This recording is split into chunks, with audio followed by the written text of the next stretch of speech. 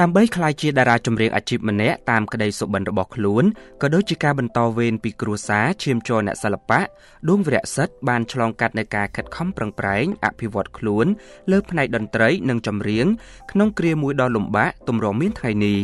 ប៉ុស្តិ៍កំសាន្តលេខ26សូមលើកយកការពិត6យ៉ាងអំពីដួងវីរៈសិទ្ធិដែលជាសុភាពបុរសសាមញ្ញជនក្នុងក្រអៅបេះដូងរបស់អ្នកគាំទ្រជាច្រើនលាននាក់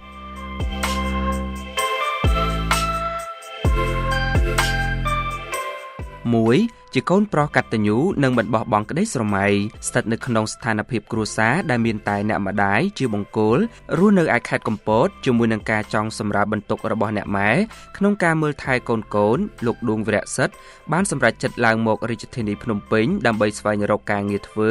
រកលុយផ្គត់ផ្គង់ការសិក្សារបស់ខ្លួនព្រមទាំងការទិញឧបករណ៍ភ្លេងដែលខ្លួនស្រឡាញ់ចង់រៀនទៀតផងកើតនៅក្នុងគ្រួសារមួយដែលខ្វះភាពកក់ក្ដៅពីលោកឪពុកមែនពិតប៉ុន្តែវីរៈសិទ្ធិនៅតែរលឹកនឹកគុណនិងចង់បន្តចំណេះជំនាញដែលលោកទទួលបានពីដំណក់ឈាមរបស់លោកពុកមុំវុធី ជាតន្ត្រីករដ៏ចំណានម្នាក់និងអ្នកម្ដាយវិសុតាជាអ្នកចម្រៀងលោកដួងវីរៈសិទ្ធិបានចូលរៀនផ្នែកនិពន្ធតន្ត្រីនៅសាកលវិទ្យាល័យភូមិន្ទវិចិត្រសិល្បៈបច្ចុប្បន្នលោកអាចលេងឧបករណ៍ព្យ៉ាណូហ្គីតានិងផ្លុំខ្លុយខ្មែរលោកមានបងប្រុសឈ្មោះមុំសំនៀងជាតារាចម្រៀងនិងអ្នកអត្ថាធិប្បាយព័ត៌មាននៅស្ថានីយ៍ទូរទស្សន៍បាយ័ននិងមានប្អូនប្រុសជាតារាចម្រៀងឈ្មោះមុំពេជ្ររិទ្ធលោកបានសម្រេចបោះជំហានចូលសិល្បៈដំបូងកាលអាយុ16ឆ្នាំដោយជ្រកកោនក្នុងទ្រនំផលិតកម្មមហាហង្សការបង្កើតប្រវត្តិសាស្ត្រសម្រាប់ខ្លួនលើកដំបូងក្នុងអាជីពជាតារាចម្រៀង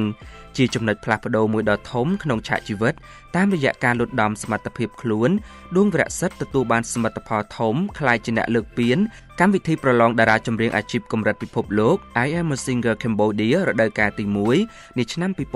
2016លោកបានចាត់ទុកពេលវេលានោះជាថ្ងៃដែលជីវិតរបស់លោកបានប្រសើរឡើងហើយមានការគាំទ្រជាកម្លាំងចិត្តពីបងប្អូនមហាជនយ៉ាងច្រើនសន្ធឹកសន្ធាប់3ជួយលើកស្ទួយចម្រៀងមរតកដើមឲ្យនៅមានជីវិតដោយមានមនោសញ្ចេតនាជ្រាលជ្រៅជាមួយនឹងធម្មជាតិនិងភាពអន្លង់អន្លោចចម្រៀងរបស់កវីនិពន្ធជំនាន់ដើមបានក្លាយជាការបំផុសគំនិតមួយសម្រាប់លោកដួងវីរៈសិទ្ធិក្នុងការតាក់តែងនិពន្ធដែលបរិយាយពីភាពពិតប្រាកដនៅក្នុងជីវិតជាក់ស្ដែងរាប់ចាប់តាំងពីស្នេហាធម្មជាតិទីកន្លែងឬតំបន់ទេសចរនិងវប្បធម៌ជាតិជាដើម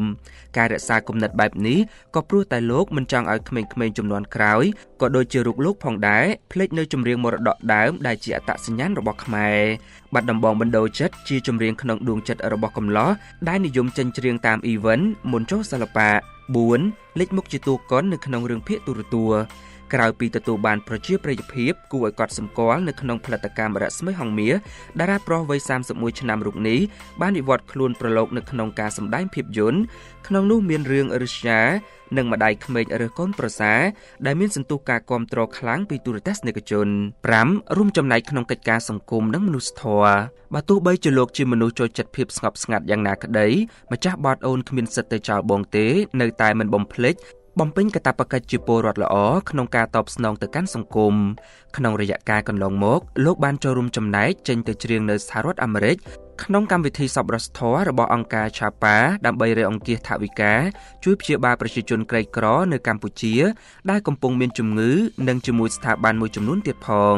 6ចាន់នឹងតារាជាបទចម្រៀងដែលលោកតាក់តែងនិពន្ធឡើងពេលលួចស្នេហ៍នារីម្នាក់កាលនៅរៀន